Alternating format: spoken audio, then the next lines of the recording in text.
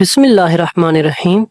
ये free spoken English language course का lecture number 5 है। इससे पहले हमने सीख लिया है अल्फ़ाबेट, लेटर्स के बाद वर्ड के बाद वर्ड की किस्में, फ्रेज, सेंटेंस, उसके बाद सेंटेंस की किस्में।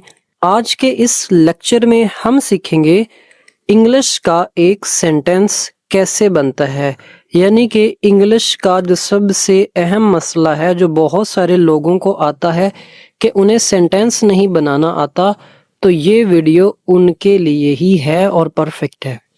अगर आपके किसी दोस्त के पास पैसे नहीं हैं और उसे इंग्लिश की अशद ज़रूरत है तो ये कोर्स उसके साथ शेयर कर दें। इंग्लिश लैंग्वेज के एक सेंटेंस में बेसिकली 3 चीज़ें होती हैं, सब्जेक्ट, वर्ब एंड ऑब्जेक्ट। ये पैटर्न भी आपने माइंड में रखना है। इंग्लिश के एक सेंटेंस में सबसे पहले सब्जेक्ट आता है, उसके बाद वर्ब आता है और उसके बाद ऑब्जेक्ट आता है। अभी सिर्फ हम सिंपल सेंटेंस की बात कर रहे हैं। सिंपल सेंटेंस में क्या क्या होगा, सबसे पहले जो चीज़ आएगी वो होगा सब्जेक्ट, उसके बाद वर्ब आएगा और उसके बाद ऑब्जेक्ट। अब हम इनको डिटेल के साथ समझते हैं। सब्जेक्ट कहते हैं काम करने वाले को। जो जुमले में काम करेगा ना वो सब्जेक्ट होगा। फॉर एग्जाम्पल, मैं वाइट बोर्ड पर लिखता हूँ। अब यहाँ पर लिखने वाला कौन है? मैं। तो मैं यहाँ पर क्या होगा? मैं यहाँ पर होगा सब्जेक्ट। उसके बाद है वर्ब। दूसरे नंबर पर सब्जेक्ट के बाद वर्ब आएगा। अब वर्ब क्या है? जो सब्जेक्ट काम कर रहा है वो होगा वर्ब।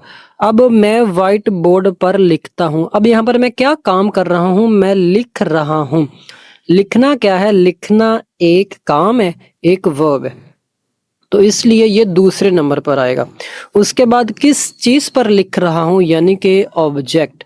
मैं वाइट बोर्ड पर लिख रहा हूँ, तो मैं वाइट बोर्ड पर लिख रहा हूँ, तो यहाँ पर जो वाइट बोर्ड है वो जुमले के एंड पर आएगा।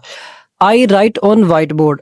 अब हम इसको फिर से समझते हैं। मैं वाइट बोर्ड पर लिखता हूँ। सबसे पहले जुमले में क्या आएगा? सब्जेक्ट। सब्जेक्ट क्या है? आई। मैं लिख रहा हूं ना, तो मैं की इंग्लिश क्या होती है? आई। इसी तरह उसके बाद क्या आएगा? वर्ब। मैं क्या कर रहा हूं? मैं लिख रहा हूं। लिखने की इंग्लिश क्या होती है? राइट। उसके बाद मैं किस चीज पर लिख रहा हूं? व्हाइट बोर्ड पर लिख रहा हूं। तो इस तरह ये हो गया subject, verb and object. Subject, verb and object. अब इसी तरह ही हम ग्राउंड में खेलते हैं। हम की इंग्लिश क्या होगी? वी हो गया सब्जेक्ट। उसके बाद खेलना, वर्ब। खेलने की इंग्लिश क्या होती है? प्ले। अब कहाँ पर खेल रहे हैं, यानी कि ऑब्जेक्ट कौन सा है? वो है ground. We play in ground. हम ग्राउंड में खेलते हैं। इसी तरह ही आप पानी पीते हैं।